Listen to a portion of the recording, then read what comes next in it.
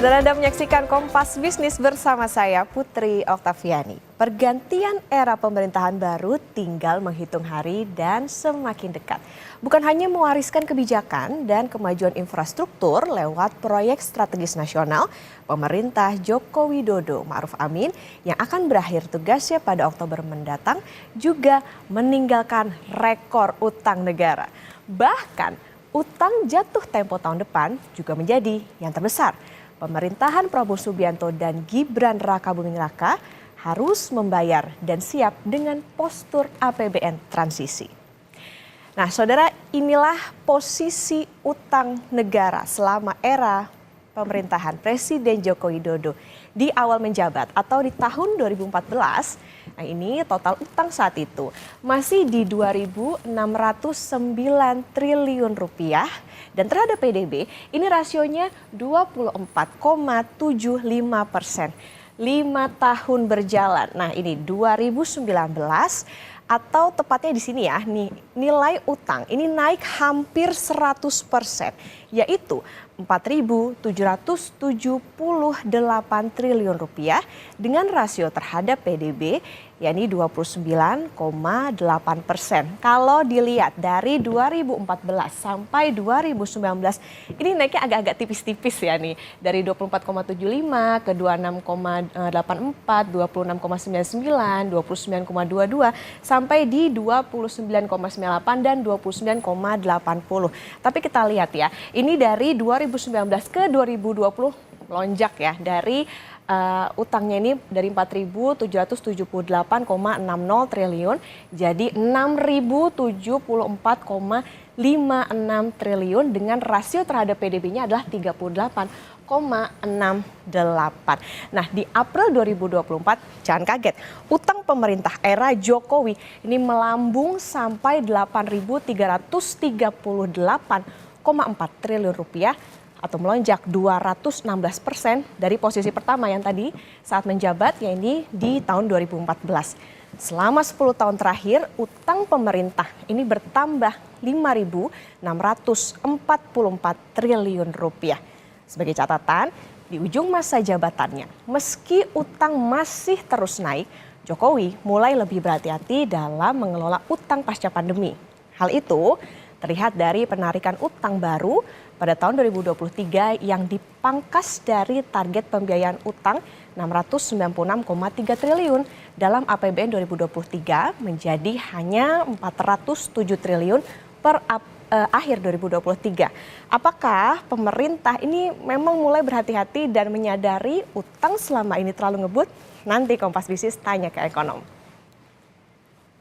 Nah, saudara, dari total utang yang tinggi ini, berapa sih yang harus dibayar oleh pemerintahan Prabowo di tahun 2025? Nah, ini ada datanya ya. Total tahun depan utang jatuh temponya yang ini nih adalah 788,6 triliun. Jadi 705,5 triliun rupiahnya ini dalam bentuk surat berharga negara atau surat utang negara atau obligasi. Nah, sisanya atau 94,83 dari pinjaman ini adalah atau lebih dari 90% ya, utang jatuh tempo ini terbit di tahun 2014. Nah, ini yang menjadi catatan karena di tahun depan pemerintahan Prabowo dan Gibran justru harus ngegas dengan berderet target ambisius seperti makan siang gratis. Terus bagaimana dengan pengelolaan APBN tahun depan? Nah, kemarin di DPR, Menteri Keuangan bilang defisit APBN tahun ini targetnya 2,29% dari total anggaran. Tahun depan, defisitnya sedikit dinaikkan menjadi 2,45 sampai 2,8% dari total kebutuhan anggaran. Sedikit di bawah batas aman yang diatur undang-undang saat ini, yaitu 3%. Nah, yang bisa kita artikan adalah ketika defisit anggaran ini melebar, pemerintah di tahun depan masih akan mencetak utang. Jatuh tempo di tahun depan ini akan diselesaikan dengan utang baru. Nah, ini juga nanti kita akan tanya ke ekonom. Kepala Badan Perencanaan Nasional Bappenas Suharto Monoarfa ini bahkan sempat mengusulkan angka defisit yang lebih rendah di kisaran 1,5 sampai 1,8% dari PDB agar Prabowo Gibran masih bisa sedikit bernafas. Saudara Menteri Keuangan Sri Mulyani bilang resiko utang jatuh tempo tidak akan jadi masalah jika APBN kredibel dan kondisi politik stabil. Salah satu utang jatuh tempo yang tinggi disebabkan penarikan utang yang jumlahnya besar pada saat pandemi COVID-19. Jadi kalau pengelolaan utang itu, kalau ada pokok yang jatuh tempo, risiko yang dihadapi oleh suatu negara bukan pada magnitude-nya, tapi apakah kemampuan negara tersebut melakukan revolving pada biaya yang dianggap fair, itu menjadi salah satu bentuk risiko. Jadi kalau negara ini tetap kredibel, APBN-nya baik, kondisi ekonominya baik, kondisi politiknya stabil, maka revolving itu sudah hampir dipastikan risikonya sangat kecil. Karena market beranggapan negara ini akan tetap sama. Sehingga jatuh temponya seperti yang terlihat di sini 2025, 26, 27 yang kelihatan ada HAM tinggi, itu tidak menjadi masalah selama persepsi terhadap APBN, kebijakan fiskal, ekonomi, dan tentu politik tetap sama. Tapi kalau salah satu bergerak, maka yang tadinya pemegang surat utang negara kita, pemegang surat utang negara itu tidak jatuh tempo terus pengen diambil hasilnya gitu Pak. Tapi mereka tetap membutuhkan untuk alat investasi. Jadi mereka pasti revolve. Kecuali panik, kecuali mereka berpikir lagi, negara ini udah nggak bagus, aku keluar. Makanya stabilitas dan kredibilitas serta sustainabilitas itu menjadi penting. Itu satu yang ingin saya sampaikan kepada Bapak dan Ibu sekalian. Kedua, mungkin angka-angka yang di 2025-67 ini tinggi, jangan lupa Bapak dan Ibu sekalian, di ruangan ini kita juga pernah diskusi ya. Pandemi COVID-19 yang waktu itu membutuhkan hampir 1.000 triliun belanja tambahan, dan untuk nambah belanja sebesar itu pada saat tadi penerimaan negara yang dibacakan oleh Pak Wihadi turun 19% karena ekonominya berhenti kan Pak waktu itu, maka defisit kita tinggi. Nah waktu itu Komisi 11 dengan kita serta Pak Peri, Bank Indonesia setuju melakukan burden sharing. Burden sharing itu menggunakan surat utang negara yang maturitasnya maksimum 7 tahun. Ya Pak Peri ya. Jadi kalau tahun 2020 maksimum dari jatuh tempo dari pandemi kita itu semuanya di 7 tahun, dan memang ini sekarang konsentrasi di 3 tahun terakhir 5, 6, 7. Sebagian di 8.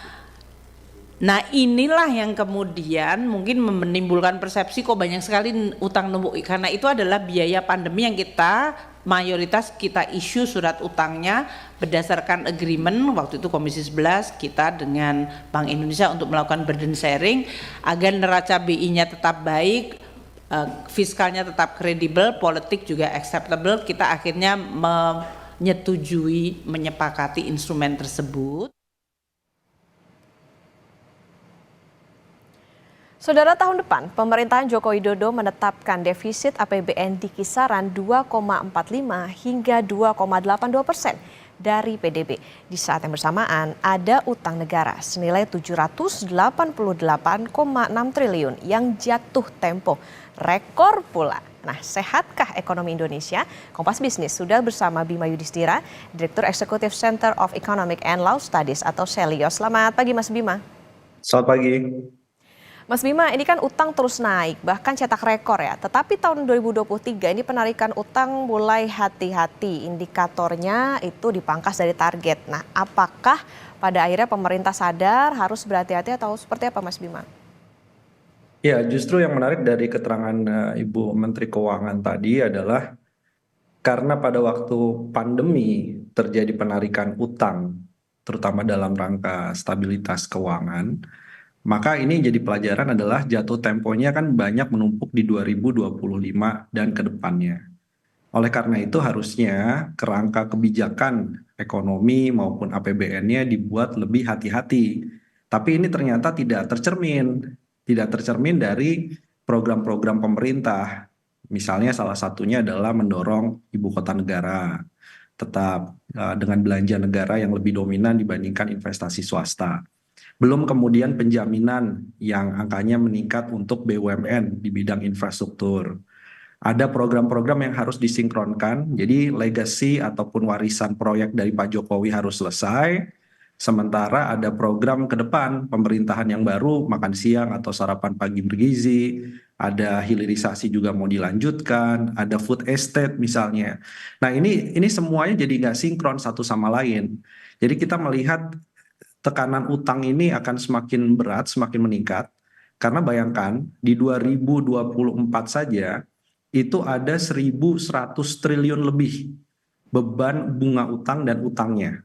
Nah ini gambaran bagaimana beratnya sebenarnya fiskal negara ini kalau 1.000 triliun itu harus ada dananya untuk membayar utang.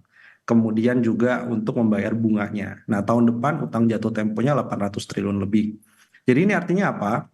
Artinya pemerintah mulai sekarang seharusnya dalam rangka sinkronisasi kebijakan ke depan fiskal itu dibuat agar program-program yang memang tidak perlu untuk dijalankan pada tahun 2025 itu harus dirasionalisasi. Nah ini kan artinya kan ada pilihan. Mau mengalahkan warisan Pak Jokowi ditunda dulu sebagian prioritas pemerintahan yang baru atau sebaliknya. Jadi pemerintahan yang baru Pak Prabowo nanti tahun pertama bisa jadi tidak melakukan apa yang dikampanyekan, program-program baru yang dikampanyekan. Karena harus menyelesaikan dulu warisan infrastruktur, warisan program, dan lain-lain. Yang kedua adalah soal rasio pajak. Jadi rasio pajak kita untuk membayar utang tadi salah satunya dari penerimaan pajak dan bukan pajak. Yang pajak ini rasio pajak terhadap produk domestik bruto atau rasio pajak, ini bayangkan di 2014 itu 10,8%. Kemudian 2023 itu 10,3%. Yang artinya kemampuan negara di dalam membayar utang melalui pajak itu pun juga menjadi semakin melemah sebenarnya dalam jangka yang cukup panjang itu. Artinya kalau tahun depan kemudian tiba-tiba belanjanya meningkat, butuh rasio pajak yang besar, timbul pertanyaan di masyarakat. Kira-kira apa pungutan pajaknya? Nah ini kan jangan sampai ini kan menimbulkan juga tekanan pada daya beli. Kalau tekanan daya beli karena pajak kelas menengahnya dinaikkan seperti PPN 12%, efeknya apa? Efeknya ke ekonomi. Efeknya pertumbuhan 5,1 sampai 5,5% tahun depan juga susah tercapai. Nah jadi saya melihat banyak sekali kontradiksi-kontradiksi di mana pemerintah bilang di satu sisi oh ada beban utang yang sangat besar, rasio pajak kita masih kecil, tetapi ada ambisi untuk mengobrol program-program yang membutuhkan anggaran sangat besar ke depannya. Oke, artinya memang di pemerintahan yang baru ini harus dilihat juga ya, maksudnya skala prioritas mana yang harus dilanjutkan karena dari warisan pemerintahan sebelumnya, kemudian juga nanti harus dihitung juga terkait dengan kebijakan apa nih yang bisa dilakukan setelah melanjutkan yang sebelumnya, kebijakan-kebijakan yang sebelumnya. Nah, Mas Bima, ini kan ada utang jatuh tempo yang rekor di tahun depan. Nah, tapi di saat bersamaan, defisit APBN juga diperlebar. Apakah bisa disimpulkan bahwa utang tahun depan yang akan dibayar ini itu dengan utang yang baru atau gimana? Ya, yang dikatakan revolving itu kan artinya pemerintah membayar utang jatuh tempo kepada kreditur, kepada mereka yang membeli surat utang sebelumnya. Dengan harapan, nah ini catatannya, dengan harapan mereka yang sudah mendapatkan uang dari pemerintah karena pembayaran jatuh tempo itu dimasukkan lagi kepada instrumen surat utang pemerintah yang baru. Artinya memang gali lubang tutup lubang. Kalau itu tiap tahun terjadi, tapi tahun depan mungkin angkanya akan jauh lebih besar. Nah, pertanyaan besarnya adalah sekarang ini banyak investor yang mempertanyakan kredibilitas soal APBN. Karena apa? Karena banyak sekali tadi program-program yang belum selesai di era Pak Jokowi, bahkan bagaimanapun dipaksakan ibu kota negara itu masih dalam progres yang sangat jauh misalnya, dan masih butuh APBN yang sangat besar. Sementara di sisi yang lain program-programnya tadi mengantri banyak sekali ini ke depannya program pemerintahan Pak Prabowo. Nah ini yang jadi pertanyaan, trust investor untuk menaruh kembali uangnya, sehingga pemerintah bisa terus melakukan gali lubang tutup lubang terus seperti ini dan kemudian ini yang membuat APBN terus berjalan. Nah, itu pun juga masih menjadi teka-teki. Karena sebelumnya pun ketika dipaparkan anggaran makan siang gratis, anggarannya sangat besar, kemudian program-program ke depannya membutuhkan biaya yang sangat besar. Ini yang jadi pertanyaan untuk meyakinkan para pelaku pasar yang memegang surat utang ini apa yang mau dikorbankan. Nah, ini yang belum belum ketemu jawabannya. Karena kemarin kan misalnya ada Tapera. Tapera kenapa? Ini kan berlaku 2027 betul. Tetapi kenapa sudah ramai sekarang? Karena ini ada upaya penghimpunan dana publik sebenarnya untuk membeli surat utang pemerintah melalui skema Tapera, Tabungan Perumahan Rakyat. Ini untuk menjaga-jaga sebenarnya agar ketika investor ragu terhadap membeli kembali surat utang pemerintah Indonesia, ini ada perbankan, ada dana publik, salah satunya adalah Tapera tadi untuk menjaga agar tidak terjadi outflow ataupun uang yang kemudian keluar karena investor ya tidak digantikan oleh institusi yang lainnya dalam memegang surat utang pemerintah. Nah, jadi ini yang nggak terpecahkan. Sekarang kalau misalnya pemerintah melakukan penerimaan pajak yang lebih besar agar APBN-nya bisa lebih terjaga defisitnya, siapa yang mau dipajaki sekarang? Yang dipajaki lebih tinggi kenaikannya. Nah, ini kan ada solusi-solusi yang sebenarnya harus dijalankan sejak lama tapi belum dijalankan. Mulai dari memajaki orang yang super kaya, jangan dikasih tax amnesty. Kemudian memajaki perusahaan-perusahaan yang mendapatkan anomali keuntungan dari komoditas, windfall profit tax. Jadi caranya banyak sekali. Sehingga apa? Ekspektasi tadi bahwa kita tidak terlalu banyak untuk mengumbar utang baru, menutup utang lama, ini bisa segera dicari solusinya dan dijalankan secepatnya. Kalau nggak saya khawatir akan ada budget stuck. Jadi budget stuck ini adalah ketidakmampuan budget ataupun anggaran untuk menjalankan program-program pemerintah, terutama program-program yang prioritas. Nah, karena tidak dicari jalan keluar dari sisi pajak, dari sisi belanja, juga dari sisi bagaimana mengurangi rasio utang secara signifikan. Menarik tadi soal bagaimana kepercayaan masyarakat. Nah, ini kemarin Mas Bima Sri Mulyani sempat bilang nih, resiko utang jatuh temponya tidak akan jadi masalah kalau APBN-nya ini kredibel dan kondisi politiknya stabil. Nah, gimana Mas Bima memaknai ini? Sinyal apa sih sebetulnya yang dilempar oleh Menkyu? Ya, memang ini kan yang jadi permasalahan, ada salah satu wacana besar untuk menambah misalnya nomenklatur kementerian di pemerintahan yang baru. Sementara kalau untuk mengakomodir konsolidasi politik yang sangat besar dengan membentuk kementerian lembaga baru, ini berapa budgetnya, berapa anggarannya. Itu pun juga yang menjadikan tadi kredibilitas politik dan anggaran itu salah satunya masalahnya di sana. Kemudian yang berkaitan juga dengan misalnya kredibilitas APBN politik, ini arah subsidi energi, ini kemana arahnya? Apakah tahun pertama akan ada pemangkasan subsidi energi? Tapi kalau subsidi energi dipangkas, banyak kelas menengah rentan juga yang akan kena. Karena selama ini kelas menengah rentan juga banyak menggunakan subsidi BBM, subsidi solar misalnya, subsidi listrik. Nah, jadi ini bagaimana caranya agar politik ini inline. Jadi dia bisa menjalankan program politiknya, membuat stabilitas politik, tapi di sisi yang lain anggaran-anggaran yang memang bisa dipangkas, tapi dialokasikan ke tempat yang sesuai. Nah, itu menjaga ekspektasi dan kredibilitas. Karena memang tantangannya memang mungkin berbeda ya dari 2014 kemudian 2019.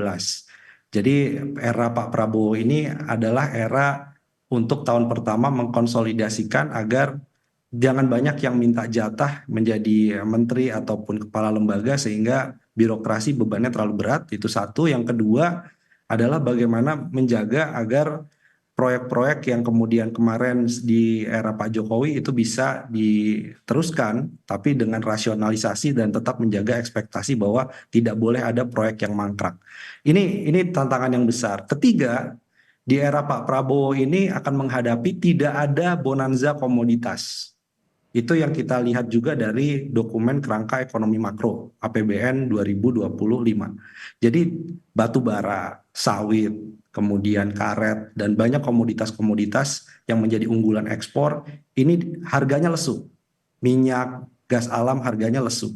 Dan ini membuat penerimaan negara dari pajak dan bukan pajak menjadi agak sulit di awal pemerintahan Pak Prabowo.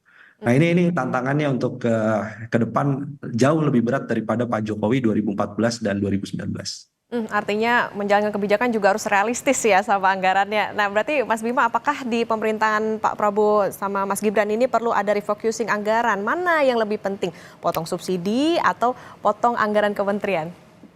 Ya, saya pikir ini poinnya adalah harus berani. Jadi fungsi dari tim transisi terutama di bidang fiskal, anggaran, ekonomi ini harus berani berkata tidak.